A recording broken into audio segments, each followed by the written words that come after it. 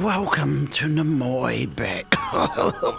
Okay. Enough of that. If you want to see my amazing David Attenborough impression, you can go back to episode 1 and watch it there.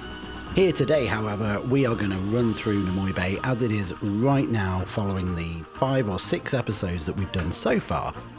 As I realised while doing the Antara tour that I've not actually walked around this park yet, and I thought it'd be nice to pop a video together for it. Plus it gives me a little bit more time to get our next series put together, which I'm hoping to have with you next week. Now with all that in mind, what is Nomoi Bay? So for those of you who haven't seen my very first series, it is essentially an abandoned tropical island that we have bought up to turn into a zoo and resort for passing cruise liners. The idea being is that as more of a holiday attraction, and it also gave me an opportunity at the time of building all of the Oceania pack animals. So you'll kind of find a place for all of them in here, as well as a few Australian entries as well. Now before we jump on in, if you like pina coladas and getting caught in the rain, press the like button. If you'd rather stay at home because it is January and therefore it is freezing, hit the like button as well. Alternatively, pop a wave emoji down in the comments just for the sake of engagement. With that done, let's jump right on in to our first step of the tour.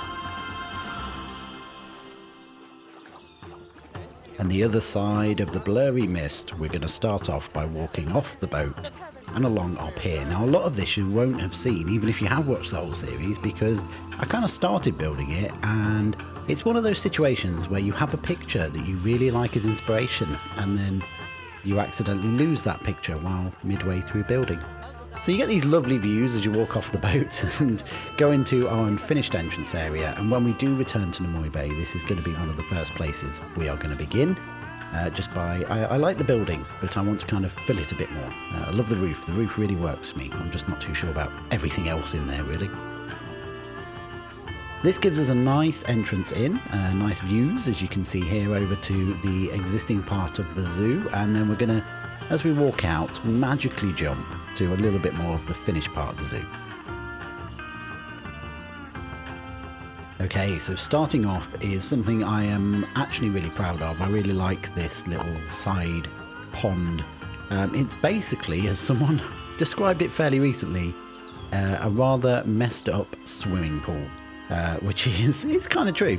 It's a sort of a tiled bottom pond, and I did actually want to get some fish into here. That might still be the plan. Obviously with Planet Zoo slowly winding down, we may end up getting a couple more mods, and therefore we can sort of fill that when we do return. Lovely planted walk, nice look over the beach. The Nomoi Bay actually, unlike a lot of my other builds, has a lot of what I would call ambient scenery, so things like chairs and parts of the beach that you'll never really visit, and certainly none of the people in the zoo will ever visit because there's no reason to. But it's a lot of scenery and I really like how it turned out. Should also point out, this zoo so far has certainly got a lot more lighting in it as well, so I'll throw some nighttime shots at the end so you can see how it looks in the dark, because it does work really well. Just look, I've no idea what this is going to be for, but I just love how it looks. Now as we leave the calmness of the messy, overgrown swimming pool, we turn around into our nightclub slash restaurant slash bar area. Now, I never actually got around to building the restaurant item within this, so unfortunately they generally don't use much of the tables, but it does work at the moment as a very good place for having some of our food vendors. As you can see, it's built underneath this shade that was inspired by a tiki bar out in Los Angeles, and that has these little nest lights in the top and it looks really good at night. Then we've got our bars and our tables around, as well as some great views of the beachfront, and again, a lot of this is just scenery. Once we get the restaurant in here, I'm sure it will have more of a use, but for now it was just I wanted to build something that looked good, and I was really pleased with how it turned out. It was actually just an afterthought at the end of the Kiwi episode, and it's one of my favourite places in this zoo so far. The views that you get off of both sides are also really nice, like you get some good sight of all the vegetation on this side, And once we've built up the entrance on the other side, I can't wait. It's going to look really nice as a centerpiece to the zoo. And obviously once it's in the middle, it will also form as a nice starting point. And then as we leave here, we're going to head on towards our very first animal habitat, and ironically my very first video, which was the Quokka walkthrough. I actually really still like this. I'm really still proud of it. The only problem is, for whatever reason, since coming back here, all of my quokkas have seemed to have bugged out and are repeatedly being crated at the top of the path, so you won't see any quokkas running around. I did spend a couple of, about half hour or so, a couple of minutes just trying to get it to work, but unfortunately I have no idea what's gone wrong with them, and I kind of gave up in the end of trying to fix them. So you won't actually see any quokkas in this, and I don't actually know what these guys keep stopping to look at, because there's not really anything to see.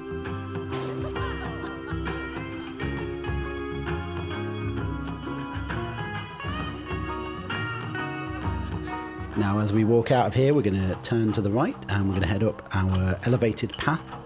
And before we go up there, we're going to take our sneak peek around the back to the rear part of our wombat burrow and the backstage area for our dingoes. So when I first started planning out these habitats, I really wanted to be able to build a viewable burrow. So a lot of the zoos over here in the UK tend to do this. They tend to have the habitat shelters set up as the inside of a burrow, and then there's normally a one-way glass window where you can sort of look in. When I was building this, I was very much leaning into that Australian theme, so we've got these rusty old fences, used quite often, in fact used quite a lot in this area, as well as all this dried wood. A little round ball of flour. I actually really do love these wombats. They're one of the animals you don't see used very much, but they are one of my favourites.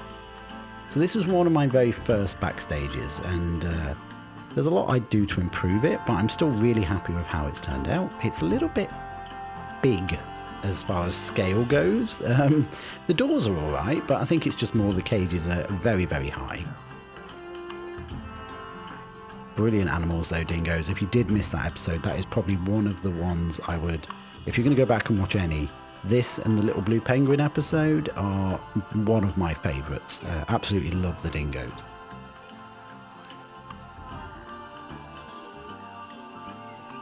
Now here you can see the front of the wombat habitat and their burrow there. They have a relatively small habitat, and again, if we come back to renovate these, I might give them a little bit more to do.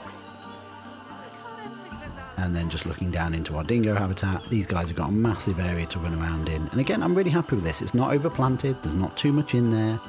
We've got that very sort of dry, I think I was trying to make a billabong at the time, which is basically just a leftover river. So they've got this sort of big area of water that's standing, it doesn't go anywhere.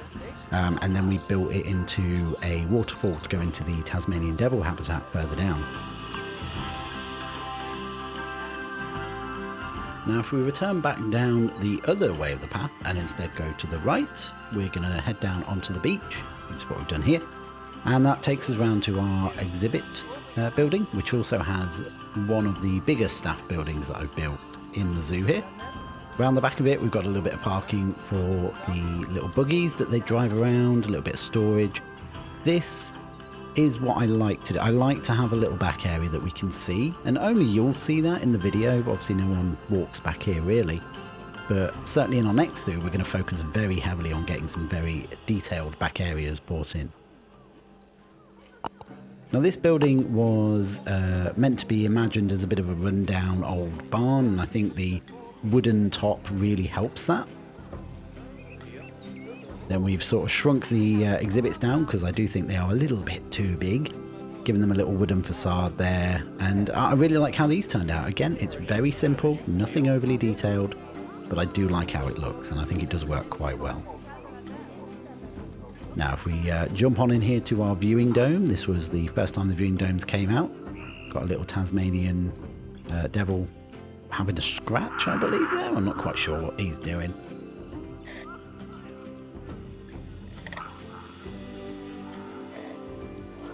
Now I really do enjoy this habitat. This is one of my favourites from a vegetation standpoint. The river that sort of runs through it and runs down over it really was fun to make, but I'm really happy with how it turned out. The one thing I do find, and it's something I found with the wolverines in Antara, was the required space for the Tasmanian devils seems so much larger than what they actually need, given how small an animal they are. So there is a Tasmanian devil right in the middle there. I bet none of you seen it because it's so far away. I think when we come to plan for them again, we're going to have to get a little bit inventive on having as much of the habitat visible for the guests as possible so that they can just catch a glimpse of them a bit more. It is also possible that my math was wrong when it came to working out how many we need. I may have gone wrong at that point. I'd have to go watch the video to be sure, but I'm fairly sure I got it right. But I'm just putting that in there just in case. Now, as we walk across this bridge here, unfortunately I can't use the Explorer cam on here because for some reason you keep falling through the floor, which is frustrating. But this was just basically a quick walkway that covers up our underwater tunnel that we will go and have a look at in a bit. Now then, moving into the blue penguin habitat. This is the other habitat I would definitely go back and watch if you wanted to sort of catch up on a bit more of a detailed view of Nomoi Bay. This episode wasn't the most technically creative, but it certainly had the best cinematics, at least from my opinion. It's basically comprised of a nice big long beachfront and a nice big deep part of the ocean, and the idea was that we'd essentially cut a piece of the ocean away and turn it into the penguin habitat. We've then got a little beach hut on the right hand side where the educator can stand and do his talk, and then this big long glass barrier that goes all the way around so that you'll be able to see the penguins from all the angles. So even though this is a really big habitat, and it is a really big habitat, the penguins are always generally quite visible, apart from right now where they're in the distance. Now this was also inspired by a couple of little blue penguin habitats where I've noticed a lot of them don't have a huge amount of stuff for them to do on land. They just have this sort of rocky beach, but I did want to do like a built-up rock face. And I think when we return to Nomoi Bay, my plan is to reorganise a lot of these habitats, and I think part of that will be to build this into a much more natural, sort of natural habitat from where they normally live, and sort of try and build that into like a rock face that they can jump off of.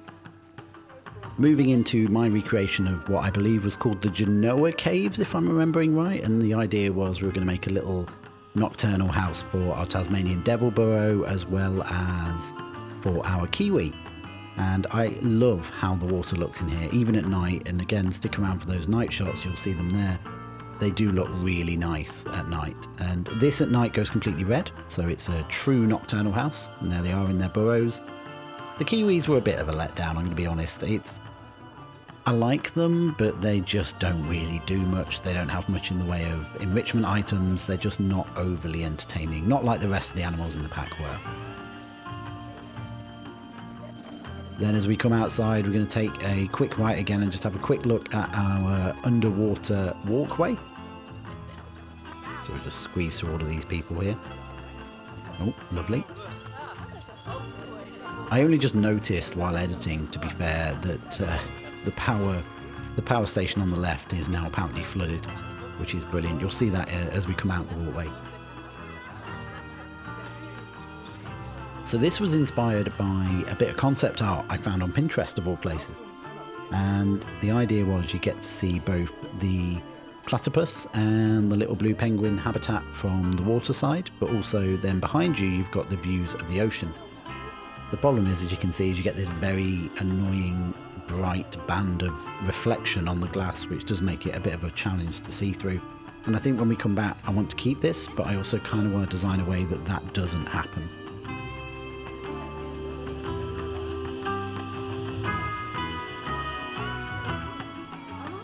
The other point is this is a little bit, it could do with some plant life down here. It could do with just, you know, a bit of decoration. And I think there's a lot of areas in Nomoi Bay that really could just do a once over, maybe one episode just going across all of the existing habitats and adding a little bit more detail, a little bit more decoration. I think that's definitely on the cards.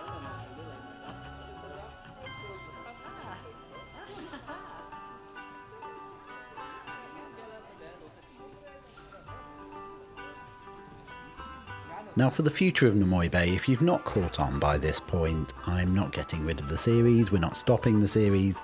It will go on a little bit of the back burner while we jump on with both feet into our new series that I've been banging on about for the last couple of videos now.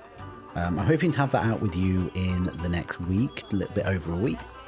Really excited for that, so stay tuned for that because that is going to be fun.